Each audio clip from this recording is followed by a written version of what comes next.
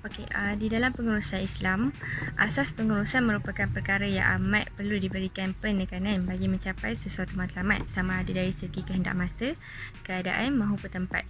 Tambahan pula, Islam tidak melarang atau menolak sama sekali akan sesuatu pembaharuan yang mengikut arus teknologi zaman kini, asalkan ia tidak melanggar hukum syarak dalam pengurusan Islam. Asas-asas pengendalian pengurusan dalam Islam telah dibahagikan kepada 4 perkara, iaitu takhtik, perancangan, tanzim, pengorganisasian dan penyusunan, kiadah, kepimpinan dan wikayah, pengawasan. Akan tetapi, hanya satu tajuk sahaja yang akan diberikan penjelasan sepenuhnya, iaitu tanzim, pengorganisasian dan penyusunan. Tanzim dari segi bahasa membawa maksud mengumpulkan, menyusun dan menyelaraskan sesuatu supaya terletak kemas dan lebih lancar. Manakala dari segi istilah pula, tanzim membawa maksud kewujudan akan sekumpulan manusia yang tersusun, mempunyai penyelarasan, keserasian dan hubungan yang rapat di antara mereka. Selain itu, mereka juga mempunyai kiadah yang melaksanakan urusan pentadbiran serta mengambil berat akan kepentingan dan matlamat-matlamat tertentu serta mempunyai perancangan yang teliti untuk mencapai matlamat-matlamat yang telah ditetapkan.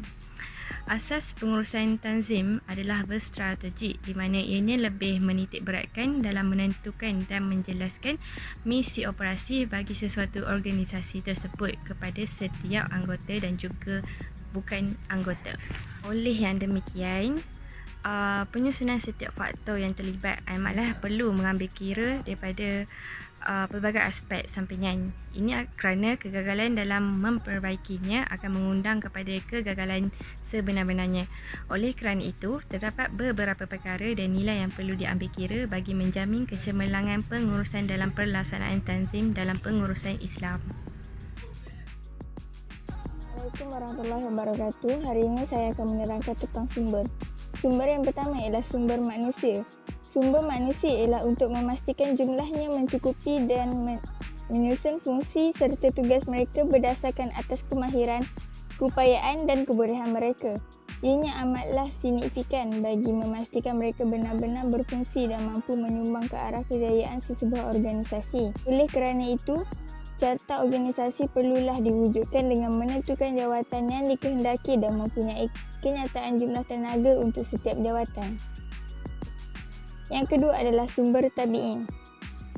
Sumber tabi'in ialah sumber alam semula jadi yang juga sangat penting kepada sesebuah organisasi, misalnya status turun naik harga pasaran, sumber pengganti jika sekiranya berlaku kekurangan penawaran di pasaran, pembekal yang bersesuaian dan sebagainya. Itu juga dengan nilai modal yang diperuntukkan untuk faktor sumber tabi'i yang juga perlu disusun dengan rapi untuk mengelakkan beban hutang di masa hadapan. Gabungan sumber. Antara nilai-nilai yang perlu diambil kira dalam menyusun penempatan setiap sumber faktor yang terlibat ialah kecekapan intelektual, kemurnian peribadi, kecanggihan peralatan yang terkini, kedudukan dan juga fungsi-fungsi yang sesuai. Semuanya perlulah disusun dengan teratur di samping berkeupayaan untuk mensepadukan keupayaan fizikal dan mental serta nilai-nilai akhlak daripada setiap sumber tersebut.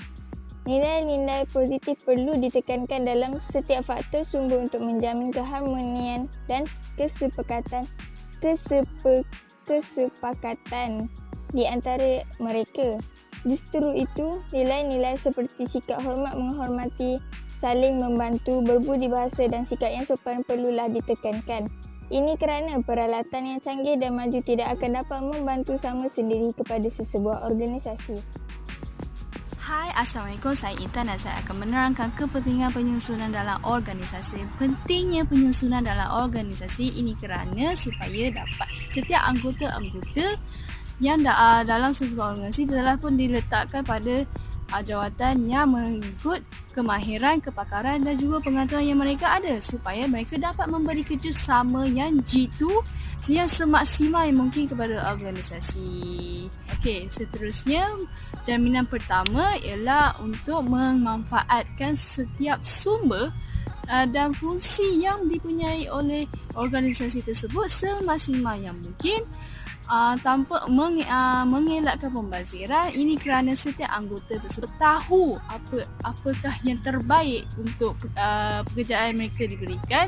Seterusnya, kepentingan penyusunan organisasi adalah untuk mengelakkan perpindahan tugas dan fungsi. Ini kerana apabila anggota-anggota tersebut telah pun diletak ataupun disusun secara teratur dan kemas yang mengikut kelayakan mereka, jadi pertindihan tugas itu tidak akan berlaku. Ini kerana mereka sememangnya melakukan tugas mereka sangat baik tanpa masalah leceh berlaku. Kesimpulannya, pentingnya penyusunan organisasi adalah untuk setiap anggota dapat melakukan tugas secara efisien dan efektif untuk organisasi tanpa memberikan masalah yang remeh ataupun sulit, supaya organisasi tersebut dapatlah bergerak ke hadapan dengan selancar yang boleh. Untuk penyusunan jentera pentadbiran, Rasulullah telah memperkenalkan dua sistem yang berbeza. Itu yang pertama adalah pentadbiran pusat dan yang kedua adalah pentadbiran wilayah. Saya akan menjelaskan pentadbiran pusat. Pentadbiran pusat terbahagi kepada 7 jabatan. Itu yang pertama adalah timbalan, yang kedua adalah penasihat, yang ketiga adalah setiausaha, yang keempat adalah wakil atau duta, yang kelima adalah pesuruhjaya, keenam adalah penyair, dan yang terakhir adalah pegawai-pegawai am. Timbalan adalah di kalangan sahabat-sahabat Rasulullah yang mengetahui pentadbiran negara, terutamanya dalam menguruskan hal yang ehwal orang Islam sewaktu ketiadaan Rasulullah di Mekah. Dan yang kedua adalah penasihat. Baginda sentiasa meminta pendapat daripada orang-orang yang bijak pandai mengenai perkembangan Islam. Majlis penasihat terdiri daripada 7 orang muhajirin dan juga 7 orang ansar. Antaranya adalah Hamzah dan ramai lagi. Dan yang ketiga adalah setiausaha ataupun dipanggil katib. Katib bermaksud penulis, pencatat atau penyalin. Dan baginda memberi tumpuan yang sangat serius terhadap bidang ini kerana ia memerlukan golongan pakar yang menulis beberapa dokumen seperti wahyu, surat kepada raja-raja dan sebagainya. Seterusnya adalah wakil atau duta.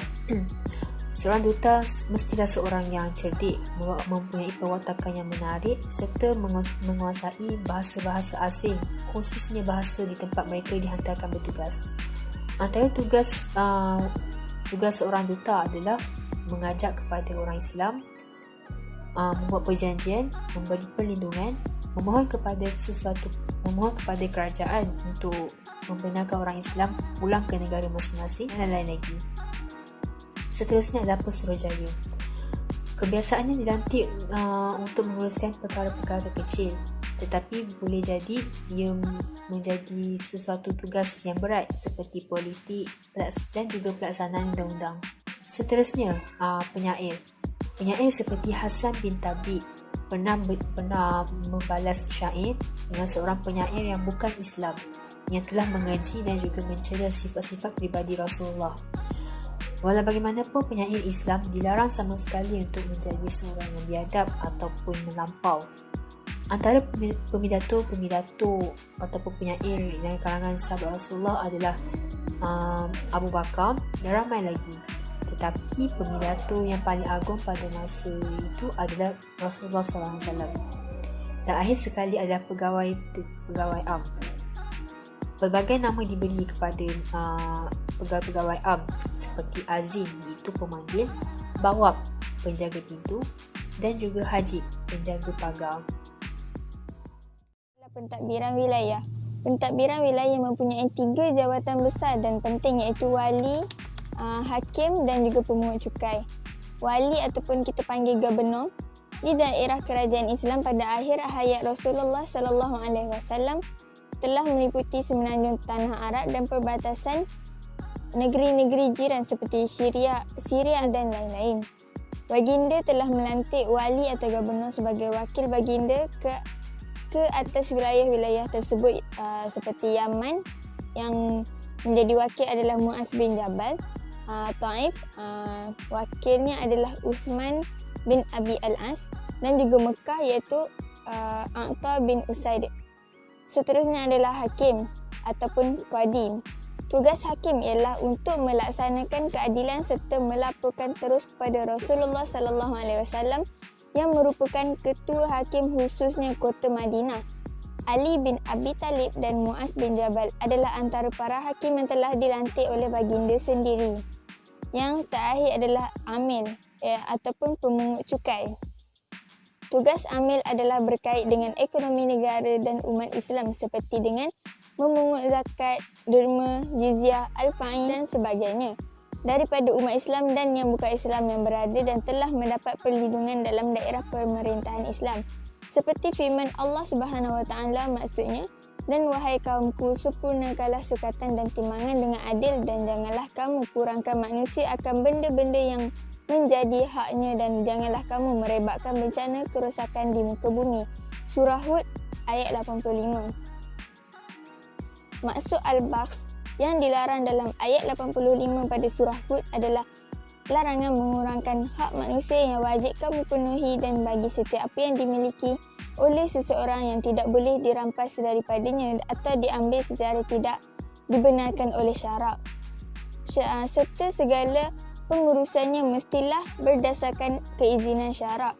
Menjelaskan pemimpin yang mengambil cukai al-maghs secara zalim daripada rakyat adalah termasuk dalam maksud al-baghs yang dilarang dalam ayat tersebut. Okey, terakhir kita akan masuk kepada kesimpulan. Okey, pengurusan Islam akan banyak membawa kesan-kesan baik kepada umat Islam agar hidup lebih maju setanding dengan negara maju yang lain. Dalam tajuk tanzim ini telah diterangkan perkara dan nilai yang diperlukan bagi mencapai kecemerlangan dalam pengurusan Islam dalam penyusunan dan pengorganisasian. Oleh itu, kita hendaklah mengikhtiarkan konsep tanzim supaya dapat mencapai kepentingan yang telah dijelaskan dengan contoh-contoh jawatan yang Rasulullah SAW wujudkan di zaman pemerintahan baginda. Justru, kita hendaklah sentiasa menjaga segala peraturan atau syariat dalam melaksanakan pengurusan Islam dengan merujuk aspek dari segi konsep fiqh al-alawiyat agar segala pengurusan dalam Islam dapat dilaksanakan dengan sempurna. Akhir kalam, tanzim amatlah penting dalam pengurusan sesuatu organisasi itu akan berkembang lebih maju jika organisasi itu mengikut pengorganisasian yang tepat dan tersusun, rapi dan tidak melanggar hukum syarak dalam pengurusan sesuatu pentadbiran jika organisasi tersebut mengamalkan asas-asas pengendalian pengurusan Islam. Ini kerana sesebuah organisasi yang mengaplikasikan tanzim dalam organisasi mereka pasti dapat menjamin kecemerlangan pengurusan mereka, terutama sekali dalam pengurusan Islam.